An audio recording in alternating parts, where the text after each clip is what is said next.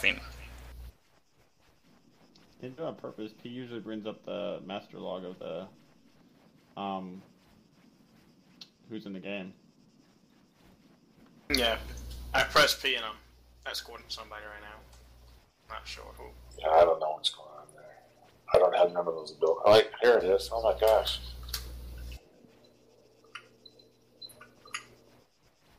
Why is it doing this, man?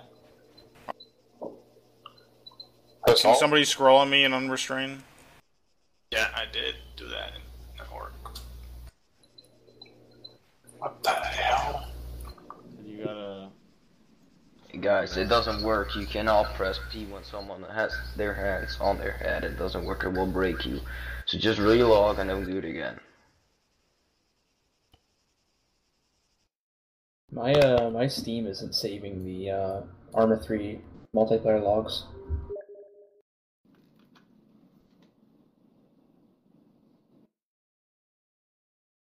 I'm not sure if I should reinstall Arma or what. What's the problem? Okay, so I tried to join the server, and every time I try to join it boots me, obviously. And then when I go to check to see if I actually have the mission file, it's not there.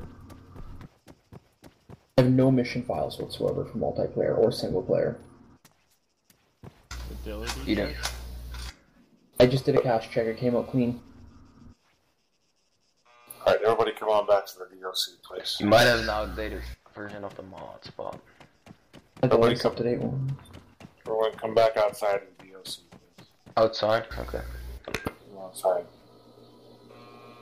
Come outside of the red brick building. We're gonna meet up again. Nobody press P, nobody touch their keys around anybody else, so we don't have that problem again. So let's get together one more time here. Soldier.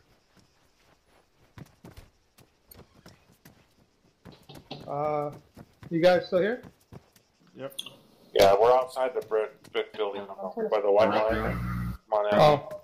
Okay. I'm stuck here Is that by Alan? the flagpole. Alan, go to the flagpole and scroll. It's going to be go to DOC. No, that's not me. I think that's somebody else talking. Oh, okay. Yeah, I'm It's here. Lou Walker. Oh, you might have to relog. Let me relog. Yeah, so we had a P problem. Okay. Alright, so let's review everything. Okay. How many inmates can you escort before you need to have a taser out when you're locking them? 2. So you can escort 2 by yourself without a taser. After you have more than 2, you got to have a taser out, right?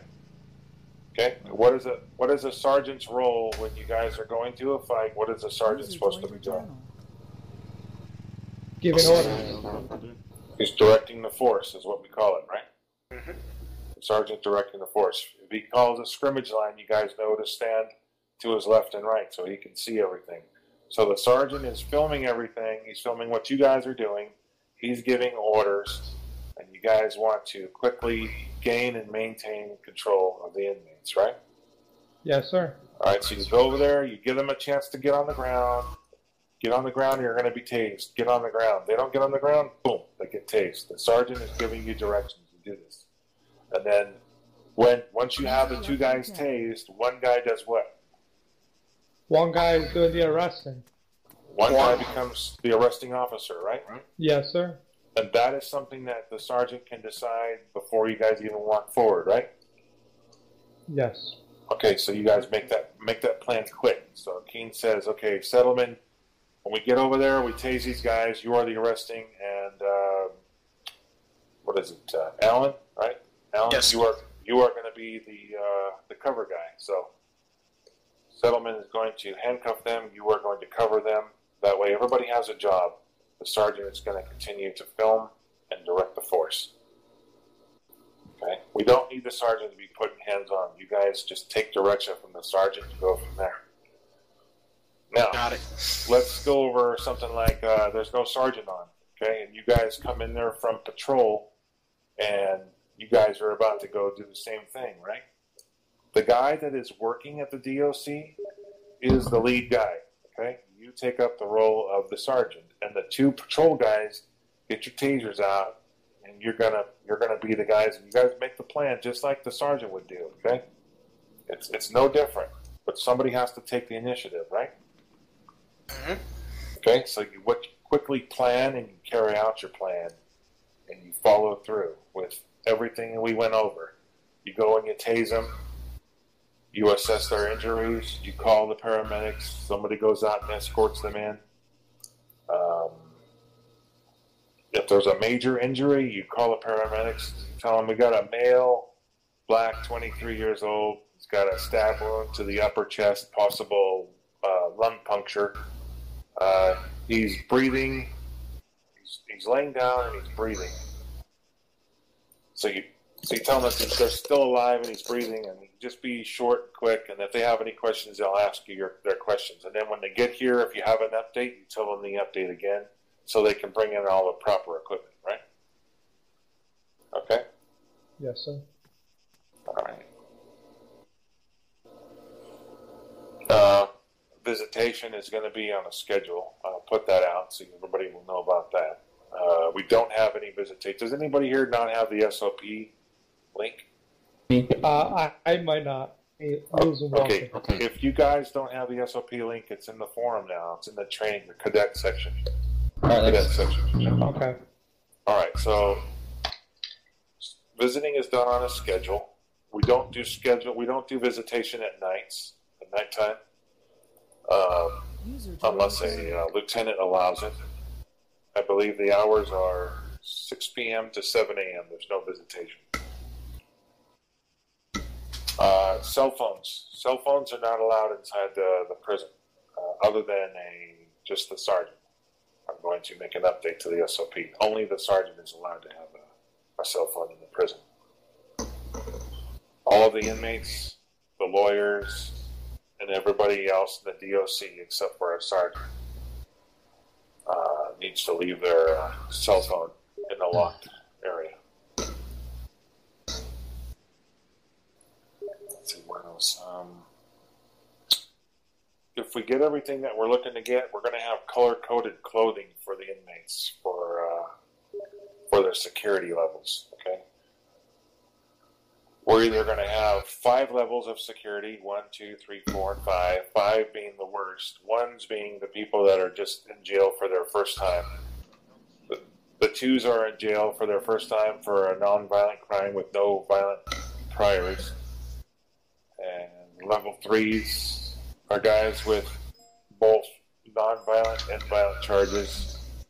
And 4's are repetitive violent criminal inmates, the violent arrest charges. All right, so if we simplify that, we're going to have the 1s and 2s together, the 3s and 4s are going to be together, and the guys that are 5s are the worst of the worst.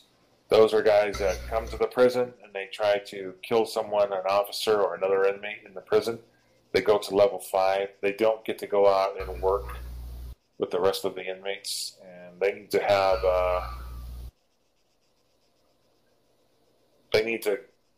once they commit a violent crime in the prison, they serve the rest of their time in prison in solitary or in a cell way far separate to the far right of the rest of the inmates. Solitary confinement, basically? Solitary confinement if they're in discipline. If they're not, if they're just in admin segregation because of their security clearance, we put them in a cell with nobody to their left or right. That's what we do. Okay? Alright, so what am I forgetting? Settlement?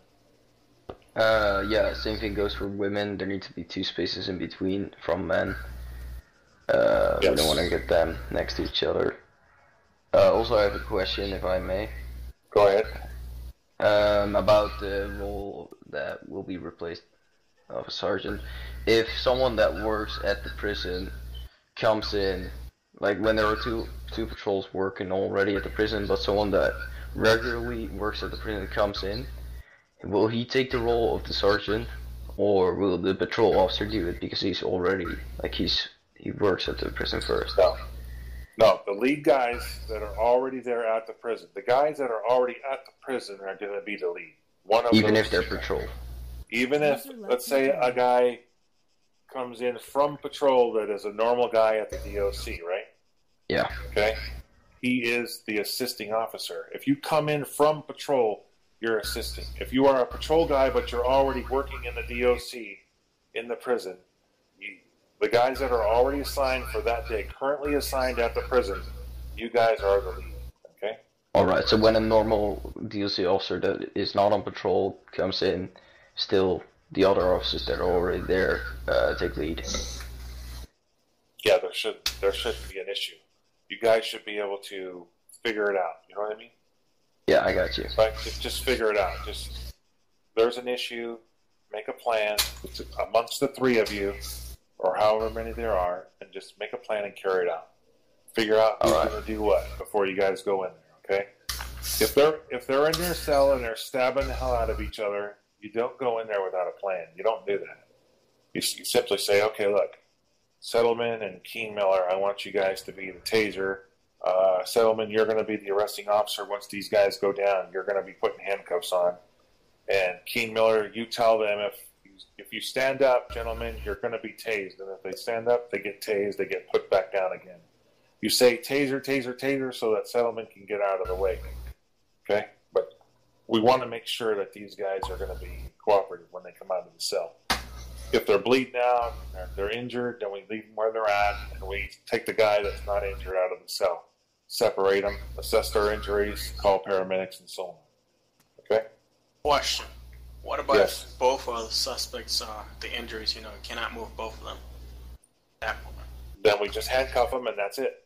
That's we it. handcuff them. We handcuff them, and we let the paramedics decide when they're going to move them. And we're just there for security at that time. Alright, can you quickly go over the situation when a DOC officer is in the same room as where a fight just broke out? What are they gonna do, or what is he or she gonna do? Okay, if it's two people fighting, what you're going to do is you're going to go and get out of the module and wait for there to be three people to actually be able to go inside the prison. Okay, and what you're going to do is you're going to be like on a PA system. Stop fighting. Stop fighting. If you have pepper spray, spray them. If they come at you, spray them to get them away from you. But when the three of you guys go in there, you already have your plan. Your taser, you're the arresting guy when they go in, when they go down. And the guy that's trying to call the force or make the plan, you are standing back and you're making sure you get a picture of everything, okay? So if an inmate comes off from the side and tries to jump into the fight, you have that, okay? You have that on film, all right? Alright, have you gone over how to feed the prisoners yet? When they're Say in their again? cells? Have you gone over how to feed the prisoners when they are in their cells? How to feed them? Okay, how to feed the prisoners when they're in their cell. That's a good question. When we go into beta, we're going to find out how long it takes for someone to starve. And what we're probably going to do is we're going to give them 2 pieces of food probably every half hour. Because we should have something that can fill up like at least 60 or 75% of their hunger. So I don't think they'd be dead in a half hour. I don't know what the ratio is. We'll figure it out to make sure they have enough food, and we'll give them food probably twice an hour. Someone will go around and give everybody 2 pieces of food. If we give them food and they don't want to eat, looks like a borderline kind of a thing where it's a rule-breaking thing. You know what I mean? You can't starve yourself so that you can spawn outside the jail. You can't do that. It's not within the rules. Alright, and when we feed them, do we put the food inside their jail cell while they are facing a wall with their hands on their head, or do we put it outside and let them grab it? Okay, if we can open the door and they can turn around, if they can stand halfway between the wall and the gate, and we can stand at the gate, and we can hand them the food without putting it on the ground, we're going to hand them the food. Or if we can hand it through the gate, through the bars, we're going to do that, okay? If we can hand them food through the bars, we're going to do that. If we can't do that, then we have to do the next best thing, which is open the door with them halfway through, turned around, facing away from us. We go to put the food out. They say, turn around, grab this food.